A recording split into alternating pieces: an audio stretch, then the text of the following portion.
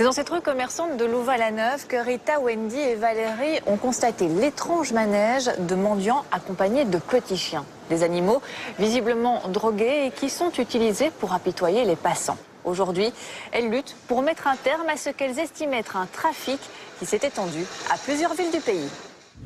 Ce ne sont pas des SDF, hein. Ce sont des gens qui prennent des chiens et qui mendient avec leurs chiens pour amadouer les gens. Les chiens sont drogués d'une manière ou d'une autre. Il y a un véritable trafic de chiens. C'est uniquement une question de business et de fric. Mons, Louvain-la-Neuve et Bruxelles. Ces derniers mois, de prétendus SDF ont été aperçus dans tout le pays. Mais pourquoi suscite-t-il une telle indignation? C'est lors de la fête du doudou à Mons que Wendy a commencé à se poser des questions. Il était en plein milieu du marché aux arbres, donc ça c'est la rue principale quand il y a le doudou. Et le chiot complètement inerte, il ne réagissait pas aux caresses, rien du tout. On a donné de l'argent parce que pour nous, voilà, le chien faisait pitié, on avait mal au cœur pour lui, il était dans la rue.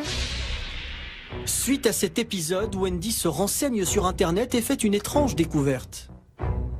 J'ai découvert en fait que ce monsieur avait déjà, il y a des années d'ici, 3 chiens. Donc 2 cockers adultes et un chien bâtard. J'ai découvert des photos où on voyait les chiens dans une valise tous les 3, mais des gros chiens, tout le temps en train de dormir, tout le temps. Il a fait reproduire ses chiens, il a eu des portées, ses chiots, il les vendait en rue, carrément. Et les chiens totalement inertes. Donc on a dit c'est pas possible, les chiens sont drogués. Ce n'est pas possible autrement, ils sont drogués. Une autre jeune femme a fait le même constat, mais à Bruxelles. Depuis des années, elle se bat pour mettre fin aux pratiques de ces mendiants. Comme elle travaille dans le même quartier qu'eux, elle préfère garder l'anonymat. Malheureusement, il y a plus de lois pour eux que des lois pour leurs animaux, en fait. On a eu la preuve sonore qui vendait ses chiots 300 €. On a essayé d'aller plus loin via la police, etc., mais qui n'a jamais voulu nous écouter. On a toujours eu des portes fermées, en fait.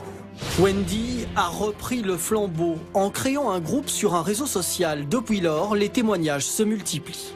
Il y a des gens qui se battaient depuis des années pour ça et rien ne bougeait, quoi. Donc moi je trouvais ça...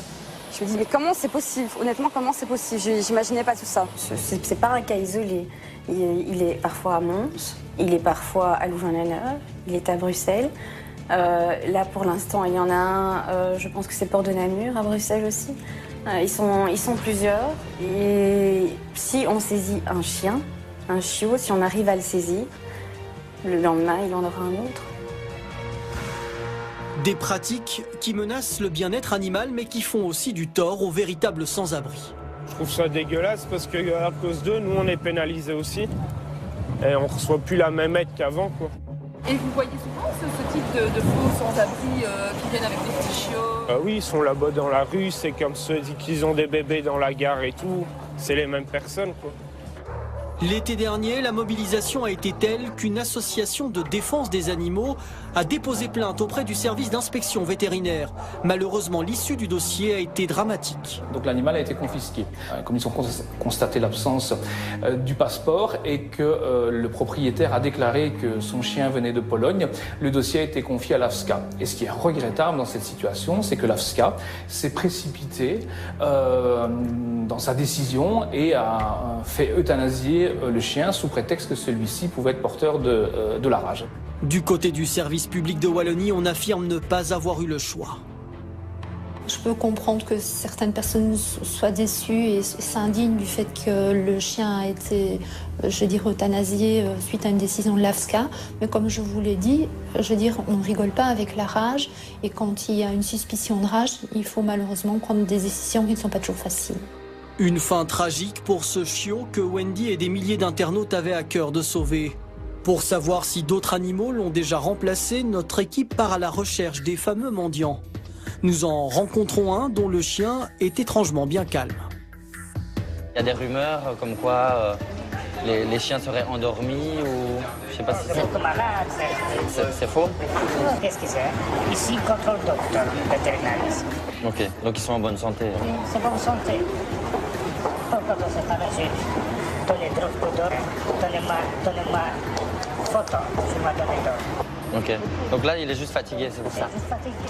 Ok. Juste fatigué? Difficile à croire. Durant toute la rencontre, le chien n'a pas esquissé le moindre mouvement. De leur côté, Wendy, Rita et Valérie n'abandonneront pas leur combat contre ce qu'elles estiment être un véritable trafic. Nous, notre message, c'est vraiment de dire aux gens, vous voulez un chien, ne l'achetez certainement pas en rue, pas sur la voie publique, allez dans les refuges, il y en a pas mal. Il faut faire la différence entre les vrais SDF qui aiment son animal et son ami et son compagnon de vie. Et eux sont plutôt des gens qui arrivent en Belgique parce qu'ils savent que ce commerce peut marcher, ils se fournissent un chien et de là, tout démarre, quoi. C'est un trafic, qu'il faut éviter de donner une petite pièce pour encourager ce trafic.